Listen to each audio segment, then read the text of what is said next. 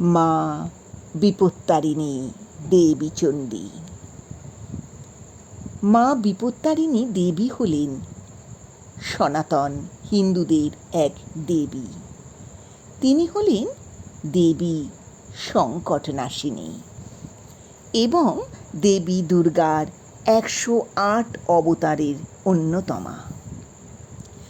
আষাঢ় মাসের রথযাত্রা উৎসবের মধ্যবর্তী সময়ে, অর্থাৎ রথ থেকে উল্টো রথের মধ্যে মঙ্গলবার এবং শনিবার, এই 2 দিন মা বিপত্তারিণী দেবীর বিশেষ আরাধনা করা হয়। সাধারণত তৃতীয়া থেকে নবমীর মধ্যে এই পুজো হয়। যিনি সমস্ত বিপদ থেকে রক্ষা করেন তিনি বিপত্তারিণী, যিনি দুর্গা তিনি বিপত্তারিণী। পুরাণ অনুযায়ী ভগবান শিবের অর্ধাঙ্গিনী দেবী পার্বতীর কৃষ্ণ কোষ থেকে মা বিপত্তারিণী দেবীর জন্ম হয়েছিল। তাই পুরাণে তিনি কৌশিকী নামেও খ্যাত। মার্কেন্ডেয় পুরাণে আছে, শুম্ভ নিশুম্ভ নামে 2 অসুরের কাছে পরাজিত হয়ে দেবতারা মহামায়ার স্তব করছিলেন। সেই সময় দেবী ভগবতী পার্বতী সেই স্থান দিয়ে যাচ্ছিলেন। দেবী তাঁদের স্তব শুনে জিজ্ঞাসা করলেন, আপনারা এখানে কার স্তব করছেন? দেবতারা দেবীকে চিনতে পারলেন না। সেই সময় দেবী পার্বতীর শরীর থেকে তাঁরই মতো দেখতে আর একজন দেবী আবির্ভূতা হয়ে বললেন, তোমরা আমারই স্তব করছো। তারপর যুদ্ধে সেই দেবী শুম্ভ নিশুম্ভকে পরাজিত করে বধ করলেন, দেবতাদের রাজ্য ফিরিয়ে দিলেন। সেই থেকেই প্রচলিত হল দেবী বিপত্তারিণী পুজো।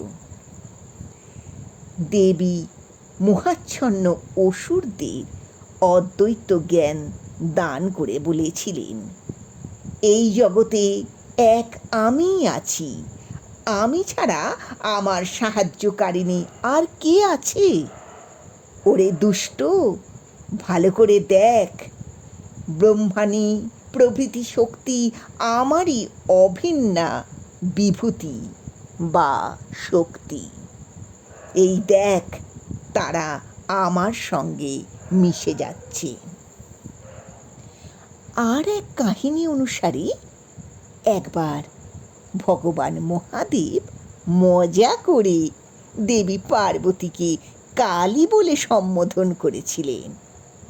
এতে দেবী পার্বতী রেগে গিয়ে তপস্যার মাধ্যমে নিজের কৃষ্ণবর্ণা রূপ পরিত্যাগ করলেন।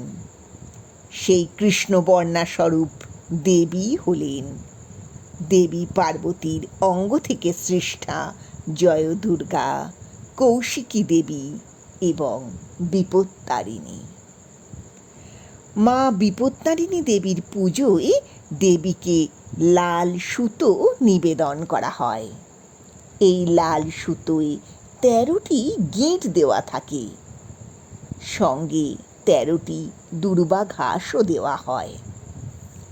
পরে সেই লাল সুতোই হাতে পরা হয়।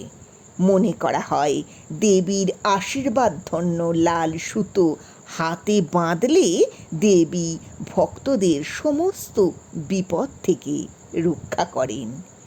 এই সুতোকে ডুরি, ডোর বা তাগা বলে।